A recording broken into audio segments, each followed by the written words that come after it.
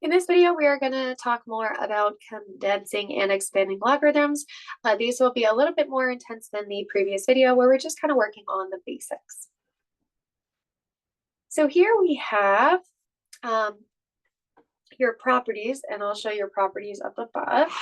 If you have any log, let's say just whatever base, if there's any multiplication going on in the middle, we will expand them through addition. So we'll break it up with addition, and that goes for any multiplication that we see. We'll go ahead and add.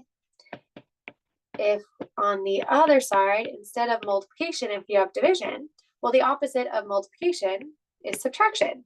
Now, the one doing the subtraction is the one doing the dividing. So we would split it up as log b of y. Now, the last property we want to be aware of is if you have any sort of exponent on top of your variable, that it then comes down below, or sorry, down in front of your logarithm. And again, in reverse. So we can do the reverse when it goes to condensing. You go from something kind of long into something that's a little bit smaller. Now looking at 19, so we have something that's in these expanded forms, and we want to make sure that they can then start to come together. So here we have 2 times the logarithm of 6 minus log 9. So that 2 on the outside, we talked about any number that's on the outside is going to act as the exponent. So we're going to bring this 2 on top of the 6. So we have log of 6 squared minus log 9. And again, they're in the same base as your logarithm, so that's really essential that when we go to combine. Let's see, 6 squared, that is 36, minus log of 9. Now let's go ahead and divide, because we are working with subtraction. 9 is doing the subtracting, so 9 is doing the dividing. So then we get to evaluate, well, 36 divided by 9 is 4. Let's try that again with number 20. Now you'll notice that we do have 2 numbers, so we'll raise those at the same time. So we have log base 4 of a to the 4th plus log of 4 b squared. Now they're again in the same logarithm, so we're going to write 1 log base 4, and they're adding, so we get to multiply. And that's as simple as this one can be taken because these are unlike terms. We cannot combine further. I'll do a few more. So again, we have numbers on the outside. We're going to bring them both up. So we have log base, I think that's 4 of u to the 7, minus log base 4 of v squared times 3. The reason why it's times is because this already has an exponent, and so when you raise it to another exponent, we'll end up multiplying here. So we have log base 4 u to the 7 minus log base 4 of v to the 6th. Now, because of subtraction, we'll write one of these log base 4s, and we are dividing. And again, these cannot combine any further because one is a u and the other is a v. Let's try it once more. So we have a log base 2 of 15 being multiplied by 4 because it's added, and then divided by the 6. So we have log base 2. Let's see, 4 times 15 is 60 over 6, which is log 10.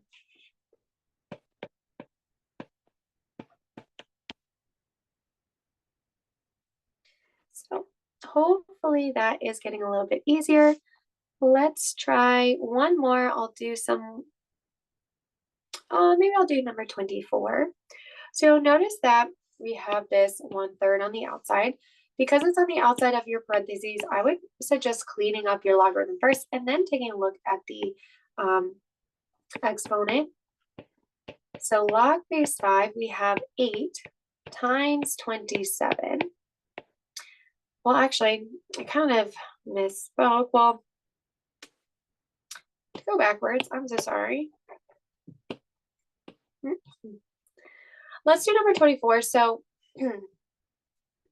on 24, you'll notice that we have 1/3 with that parentheses. So noticing some of the numbers on the inside, and this 1/3 is actually just another way to say the cubed root of these. And with some number sets, what we can do is actually go ahead and simplify first by taking the cubed root of both of these. Now, if they weren't perfect cubes, I would suggest combining first and then taking a look at the cubed root of them. So let's go ahead and put these on both. The reason why they go to both is because of that parentheses. So we have 8 to the 1/3 plus log of 5 to the 27 and the 1/3. Now, because it's 1/3, we are taking the cubed root of 8. So how many 2's are found in 8? Well, that's going to be 3 of them, 3 being that magic number. So we get 2 plus the log of 5. So what number times itself 3 times gets you to 27?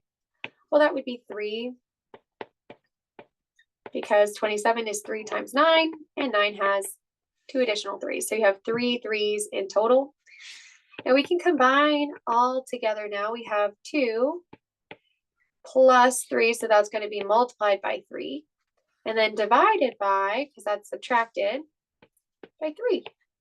Those will cancel, and we're left with log base 5 of 2.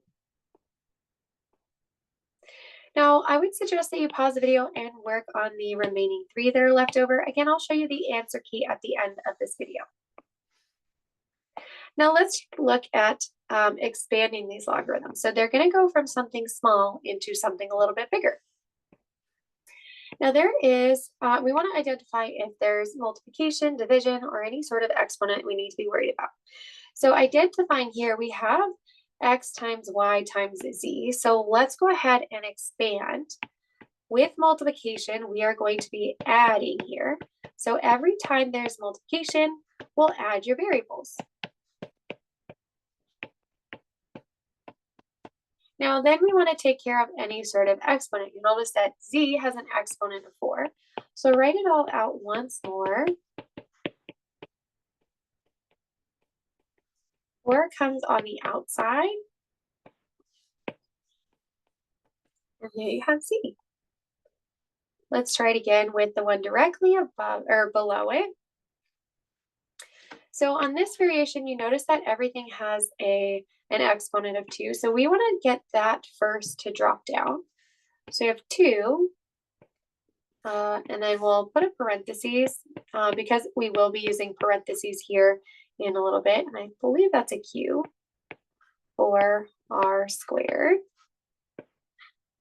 And now we want to show any sort of multiplication, which there is multiplication between the q and the r. So we have 2. And then here's where the parentheses comes in handy. So you get log base 7 of q to the 4 plus log base 7 of r squared. And then expanding it one more time because, again, these ones all have exponents. So 2, and then 4 log 7 of q plus 2 log 7 r. Now, I'm not sure if other instructors would be a little bit pickier, but I would notice that 4 and 2 both have a 2 in common. So I would take out a 2, making this 4, leaving behind a 2, and then a 1. So your answer on the outside would be a little bit different. That's what I would expect, but again, I'm not sure what this worksheet is looking for. Let's try 31. So 31, you'll notice that there's multiplication, but the bigger picture is that square root, which we can go ahead and write this as 7x cubed to the 1/2 if we prefer. So we'll put the 1/2 on the outside of some parentheses. Then on the inside, we have 7x cubed, which we now have multiplication between the two, so we can go ahead and expand it. By expanding, because it's multiplication, we are going to add them. And again, taking care of one of your exponents one more time. We'll bring the 3 out front. And there you go. So I'll do one with division. So I'll do 28, and then you can try the last two on your own. I do believe this is a 9. So because we have division here, we're going to, instead of add, we're going to multiply. Or sorry, we're going to subtract. So we are going to bring a to the 9 minus, and the one doing the dividing is the one doing the subtraction. And then one more thing we need to be aware of is the 9. So 9 log base 4 of a minus log base 4 of b. Now I would suggest you try the next two on your own, and then I'm going to be showing the answer key here in a moment. And there you go.